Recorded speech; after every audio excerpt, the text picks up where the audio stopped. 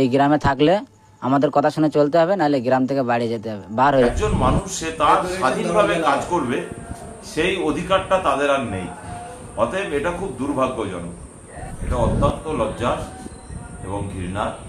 হাতে দেখতে পাচ্ছেন এখনো আমি থানাতে যাচ্ছিলাম, সেখানে হসপিটাল থেকে বার হতে পারিনি কো। যে আপনারা আইনের দ্বারস্থ হন, পুলিশের দ্বারস্থ হন, প্রশাসনের দ্বারস্থ হন। টিএমসির একাধিক নেতারা আমার সঙ্গে যোগাযোগ করে, তোর কি লাগবে, টাকা পয়সা গাড়ি ঘোড়া কি লাগবে, টাকা পয়সা নিয়ে তুই ব্যবসা করে খা, আইএসএফ বাংলা এই চ্যানেলটা চালাস না।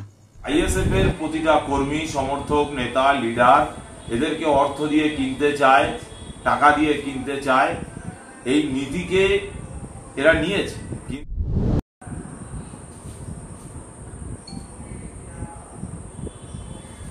রাজ্যে যেখানে সংবিধানে লেখা আছে যে সাংবাদিক চতুর্থ স্তম্ভ, সেই সাংবাদিকের উপরে আক্রমণ হচ্ছে। আগামীকালকে ভাঙড়ে আইএসএফ বাংলার রশিদকে বাড়ি থেকে তুলে নিয়ে গিয়ে মারধর করা হয়েছে, অভিযোগ তৃণমূল কংগ্রেসের বিরুদ্ধে, কি বলবেন?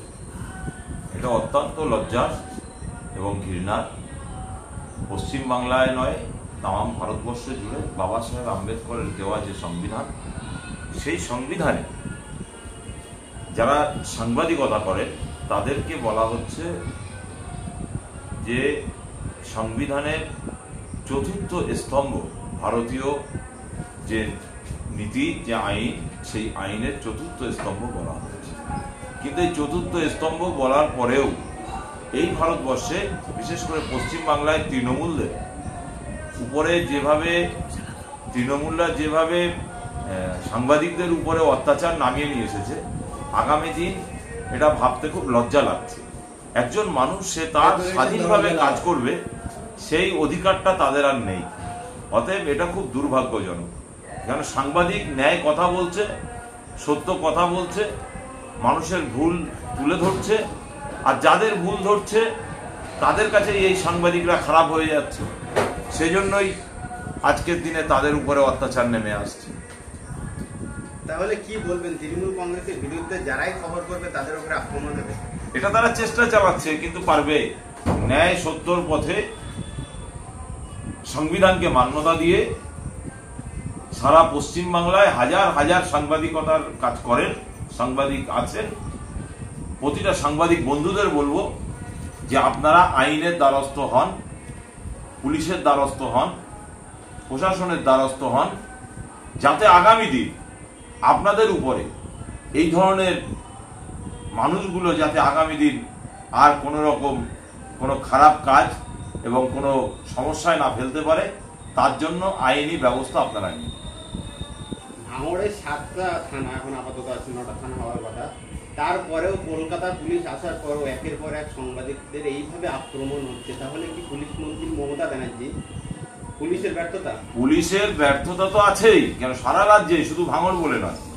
যে ভাঙড়কে উন্নয়নের স্বার্থে, ভাঙড়কে শান্তির স্বার্থে এতগুলো থানা বাড়ানো হলো, কিন্তু তারপরেও সেই ভাঙড় আর শান্তিতে নেই। সেই ভাঙড়ের মানুষের উপরে নির্মম অত্যাচার, স্টিম রুলার চলছে, এটা আমরা লক্ষ্য করে দেখেছি।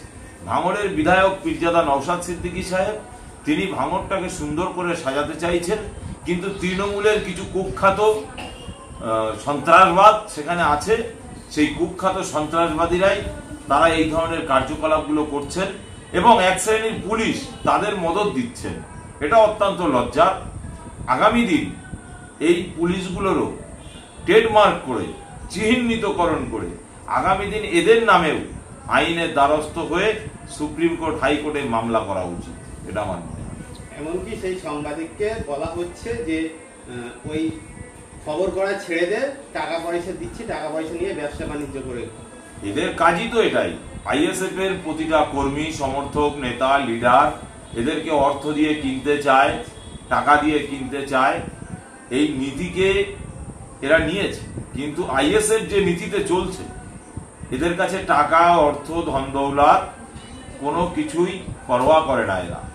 এদেরকে কেস হচ্ছে, জেল হচ্ছে, মিথ্যা মামলা দিচ্ছে, হাজার হাজার ছেলেদের উপরে মিথ্যা মামলা চলছে, কিন্তু তারপরেও আইএসএফ এর কোনো কর্মী, কোনো সমর্থক তারা এক পা এদিক ওদিক হচ্ছে না। তারা জানে আমাদের প্রাণপ্রিয় ভাইজান, তার কথা মতো আমরা চলবো, সংবিধান মোতাবেক চলবো, শান্তি রক্ষার স্বার্থে আমরা চলবো। আমরা যে রাজনীতিটা করছি দেশের স্বার্থে, দেশের জনগণের স্বার্থে। আর দেশের স্বার্থে, দেশের জনগণের স্বার্থে কাজ করতে গেলেই যারা চোর, ডাকাত, গুন্ডা, বদমায়েশ, যারা দেশকে লুটতে চায়, দেশের জনগণকে লুটতে চায়, তারা আলটিমেটলি হিংসুক মনোভাব নিয়ে তারা চলা শুরু করবে। ভাঙড়ের টিএমসি নেতা খয়রুল ইসলামের ভাই সম্প্রতি আইএসএফে জয়েন করেছিল, 24 ঘন্টা কাটতে না কাটতেই টিএমসিতে আবার ফিরে গেলেন, কি বলবেন? আমার কাছে যেটা খবর, মাটির ব্যবসা করতেন, অতএব তার এই মাটির ব্যবসাটা বন্ধ হয়ে যাচ্ছে, বন্ধ করে দেওয়ার হুমকি দিয়েছে। প্লাস সেই সাথে সাথে আরো বিভিন্ন রকম হুমকিমূলক দিয়ে তাকে, সে টিকে থাকতে পারেনি, সে চলে গেছে। তবে আপনাকে আমি বলি, যার মন একবার আইএসএফ এসছে, ঠিক সময় সে আইএসএফ এর হয়েই কাজ করবে। ভবিষ্যতে তাহলে আইএসএফ এ আবার আসতে পারে এমনটাই আশা করছেন? সে আসবে না আসবে সেটা তার ব্যক্তিগত ব্যাপার, কিন্তু মেন যে কাজ, সেই কাজটা আইএসএফ এর হয়ে করবে, এটা আমাদের দৃঢ় বিশ্বাস। নওশাদ সিদ্দিকীর মতন ভাঙড়ে শওকত মোল্লা জনসংযোগ করছে, এক জায়গায় বিক্ষোভের মুখে পড়ে।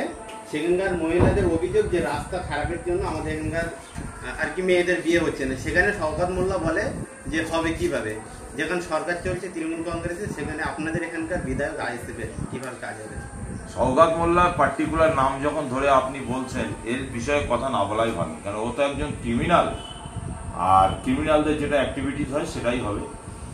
ভারতবর্ষের আইনে যেটা আছে যে এই দেশের মুখ্যমন্ত্রী, এই রাজ্যের মুখ্যমন্ত্রী যে হবেন, এই দেশের প্রধানমন্ত্রী যে হবেন, তাদের প্রত্যেকের সাংবিধানিক পদ।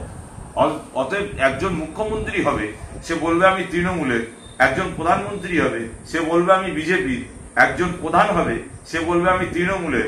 এগুলো বলা চলে না, কারণ এটা ক্লিয়ার। এই জায়গাটা পাবলিক ডোমেন, পাবলিকের জায়গা, পাবলিক এখানে যাবে।